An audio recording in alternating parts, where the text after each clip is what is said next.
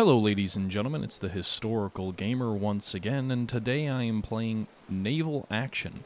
It's a game being developed by Game Labs. It's the same company that brought you the Ultimate General Gettysburg game, which I gushed on about as one of my favorite games of 2014. This game here, Naval Action, is one of my most anticipated games of 2015. I've long been a fan of Age of Sail games. One of the earliest games that I can remember playing quite a bit of was actually Talonsoft's Age of Sail 2, and then the sequel to that, Age of Sail 2 Privateer's Bounty. As you see me fiddling with the telescope here, looking all around to see if there are any other adversaries here. But as I was saying, Talonsoft's Age of Sail 2 and Age of Sail 2 Privateer's Bounty are two of my games that kind of go way back for me. I will say that I was not always a big gamer, or war gamer for that matter, but there were a few games which really brought me into becoming a lot more addicted in the hobby in recent years. And one of those games was Age of Sail 2. Now, this is a game that I believe came out in the late 1990s. I played a lot of kind of, I wouldn't say growing up. I mean, I was already, what, 19? I don't want to, I guess I was still pretty young then. But anyway, this is a game that I played a lot of. It's probably the first game I played a lot of online. It was either that or Sid Meier's Gettysburg. I get the two confused. Played a lot back on GameSpy, though. And there was an online community called Virtual Fleets, which is still around today, which had clans and whatnot, and I was in the Royal Navy in that game. So I played a lot of that growing up. And Age of Sail 2 was a kind of fast-paced naval combat game. Had a lot of different scenarios, but I would say the heart of what I used to experience was the multiplayer, where you would just kind of pick different scenarios with different ships and refight historical battles, or you also had the ability, I believe, and I don't recall exactly, to have custom battles where you choose different ship types and what have you. And this game reminds me a lot of that. Now, Naval Action is still in alpha, I believe is what it's in right now. This is a closed alpha, but I've seen a lot of people posting videos of it online, so I figured it was cool to go ahead and do that. There weren't any restrictions when I got my access to it, saying, don't show any footage of this or anything like that. So it's still in early development, at least as far as some feature of the game. The menus and whatnot are still pretty bare bones and pretty basic here. But the game really feels like a spiritual successor to Age of Sail. It's a real-time combat simulation game. Now, one thing you can probably tell as we're sailing through the waters here is we are moving much, much faster than an Age of Sail ship would. We're probably moving somewhere in the neighborhood of 20+ knots, and even for small ships like this, that was definitely not the norm. Probably 2 or 3 times faster than what we really should. The seas are also pretty calm as well. There doesn't seem to be a dramatic effect of rolling, back and forth, which, if you're not terribly familiar with naval combat, you'll know that firing on the upswing of the roll versus the downswing is very, very important. You want to fire at the top of the roll, otherwise you could end up shooting just down into the ground. Now, there is some roll effect. Seems to be seems to be much more noticeable as your ship starts to take damage and you end up lower in the water. But overall, the roll effect seems pretty minimal here. But the gunnery is superb. The sounds are superb, at least in my initial impressions here. This is not a review by any means. Like I said, the game is still definitely in development. One thing about the game is it is very, very online focused. I believe that's the only way to play. To me, it seems like it's a game that's trying to become an online kind of competitive gaming type game. It's not like Ultimate General, which is really built around the single player, although it does have multiplayer, and is really built around scenarios. This game is much more freeform. You pick a ship, you go and you fight combat. You can fight the environment, which I'm fighting an AI ship right now, not a human, because I would get the floor wiped with me with a human. But principally, it is a online game where you'll play either computer ships or human ships in kind of a sandboxy type mode. At least that's where the game is right now. I believe they have some more ambitious goals for the final product, but I won't speak to that because I'm not terribly familiar with what that end goal is. Actually, you just saw me do what's something you don't want to do in naval combat, and that's turn directly in the wind and get taken full aback. Game seems to do a pretty decent job there of simulating the fact that we'd basically be stuck at a full stop for sailing directly into the wind. Something you don't want to do, so tacking and wearing, you can tell, is definitely going to be something that's important in this game. It's not going to be for everyone. Like I said, it doesn't seem to be scenario-based, although there is a Trafalgar option. So once you have unlocked kind of the bigger ships, you can fight the Battle of Trafalgar. I don't know if it's the full battle. I don't have access to that yet.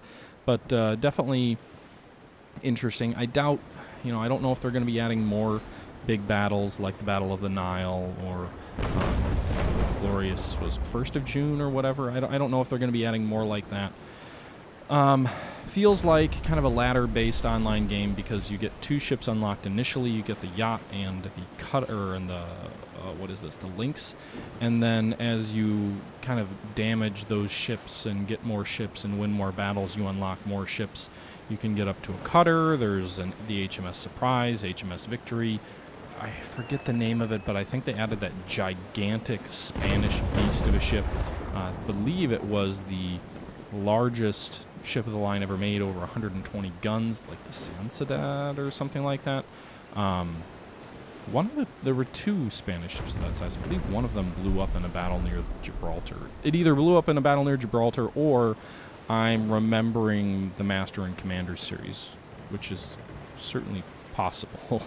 I've been a bit of a naval fiction buff. Some of the Bulletho novels, which I have my own misgivings, given the fact that it seems like when you get to the final battle in those novels, every single one of them plays out the exact same way, and it sounds like the entire crew is dying every single time, and that kind of turns me off a little bit to that series. It's very, very scripted as far as not what's happening in the battles, but just kind of the description of the battles is a little bit bland and repetitive to me. But I've read the Horatio Hornblower series, which are great, and I've read a good deal of the Master and Commander series, which is also great. Something else that's great in this game is the damage effects of when your shells strike an enemy ship, an enemy hull. When you hit their sails, you can see the sails start getting torn apart. Actually, I'm going to interrupt this here real quick and throw in some footage from a different battle where I did not do so well and talk about some of those damage effects here. Alright, so this scene has no sound, and for that I apologize for. But here you can see I'm in another engagement against a much larger ship than mine. It's another computer ship. And you can see here I've got chain shot selected. So as I fire my chain shot into the enemy's sails, you can see there's kind of pockmarks that kind of show up where those chains kind of pass through the sails. One thing I don't know if it's represented is the ability to dismast a ship. I haven't played the game enough to get that kind of a perspective on it, if there is that ability or not. You can see my ship is not doing as well. You can see kind of the damage of where your enemy ship is up on the top right, with each of those lines on the top right or top left represent the strength of your hull on that side of your ship, and I believe leaks as well. You also have your sails, which you get a percentage of where the enemy ship is. So there you can see they just dropped down to 85% sails. You can also see the crew statistics as well. I don't know. Yeah, you can see the same information on the bottom left here screen of your own ship. And this engagement here that I was in with the enemy ship turned into kind of a turning fight, so it's just kind of constant turning. And yeah, again, I don't have sound on for this, but you can see there's a pretty good representation of at least some of your crew there, the cannons as well. The game is just gorgeous with regards to smoke kind of lingering there as your ship sails past, and really giving an amazing feel of being there, being in combat. One other thing, on the bottom left, as I said, you can see where the sails are 100%. You can see they're furled out, or furled out, not furled. Anyway, they're at 100%, so they're totally deployed, which you probably would never see in a real engagement. I believe you kind of shorten the sails to lessen the exposure to your sails getting hit by enemy shells. But anyway, so we're at 100%. You can see our crew is down there at 40%. The thing that I wanted to show, which is a really nice little kind of subtle way of communicating important information to the player, is on the bottom left there. You'll notice there's a little blue kind of kind of graphic there.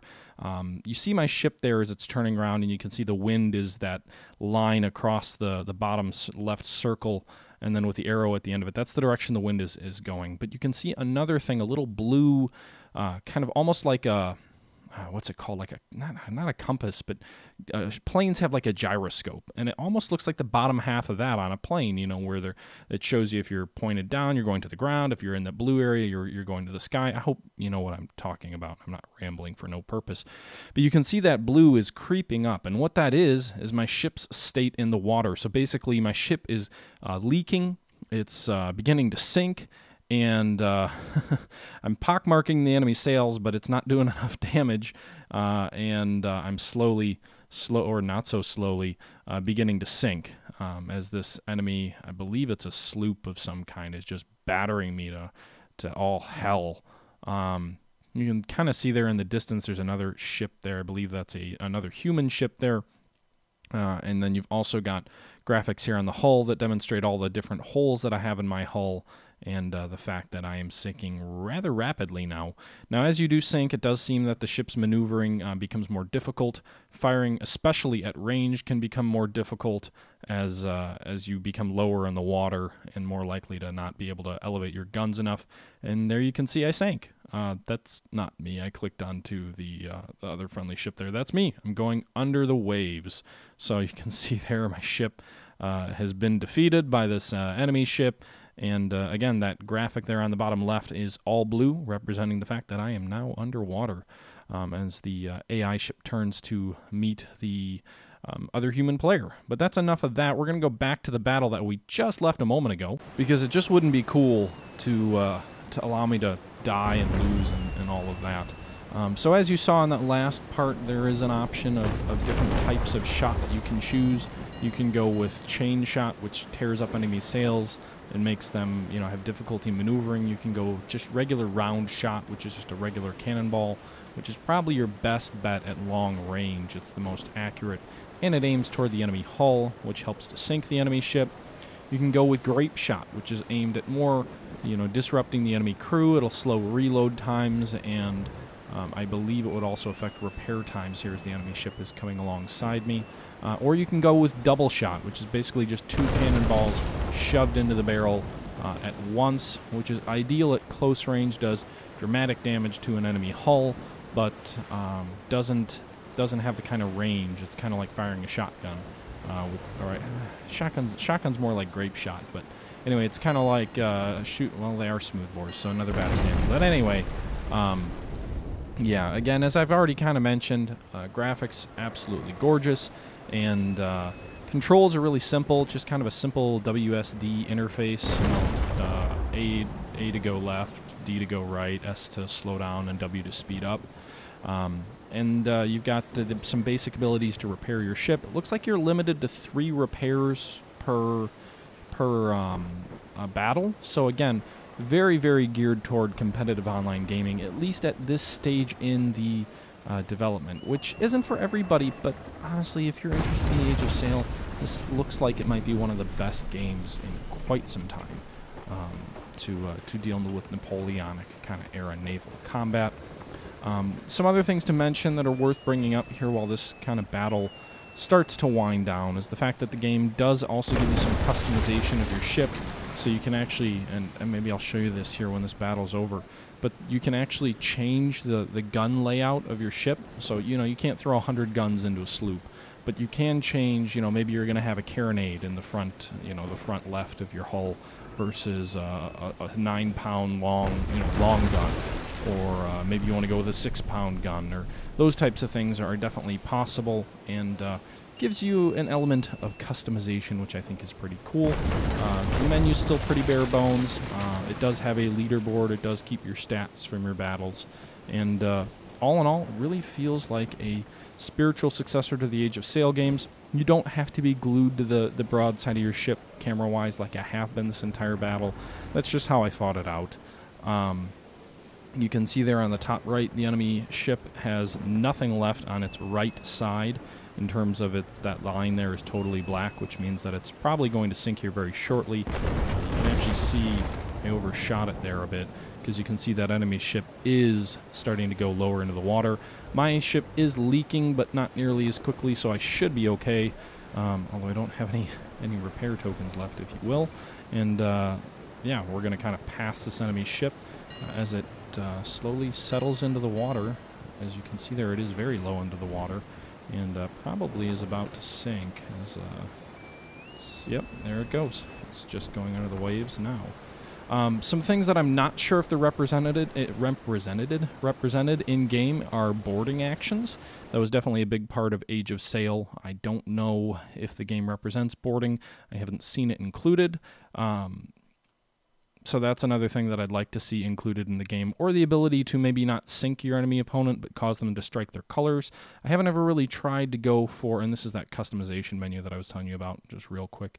I haven't seen if you can force an enemy ship to surrender, you know, maybe if you deal enough damage to its crew and its morale. Keep in mind, this game is still in alpha, so a lot of what you're seeing here may change. But I highly recommend checking it out. It's being put out by Game Labs, which have been putting together a pretty remarkable resume in a short period of time, with Ultimate General Gettysburg and now the early look at Naval Action also being something that looks very impressive. So gotta say, I'm impressed with the folks over at Game Labs. This looks like another home run, although, again, it's not going to be for everyone, and neither was Ultimate General Gettysburg. They definitely easy to pick up and play, easy to get into, but not targeted for literally everyone. I do think this will be an easy game to play. It'll definitely have mainstream appeal. The only things I'm really concerned about is, does it represent boarding action? I sure hope it does. And there is some concern, I think, especially in a game that was going to have a lot of one-on-one battles, are you just going to get stuck into kind of the engagement that you saw there from me at the end, just literally lining up side your opponent and smashing broadside after broadside into them? Because I think one thing that Age of Sail did really well was, while there was that element of just firing, there was also a lot of maneuver, a lot of attempts to kind of get behind your opponent, to rake your opponent. Wearing and tacking was very important, and it wasn't just literally lining up and firing broadsides into the enemy. There was that aspect of it, but you were always trying to get behind your enemy, and I wasn't trying to do that here, so I'm not indicting the game and saying it's not able to do that. I'm just saying that that is something that I hope the game does mirror when you get into more competitive play with the computer or with humans, and I'd be interested to see kind of what's next and where this game goes in its development, and kind of what the final product looks like. A lot of promise, also a few areas that I hope maybe get a little more polished, but as I said, like 5 times already. It's an alpha, so there's still plenty of time.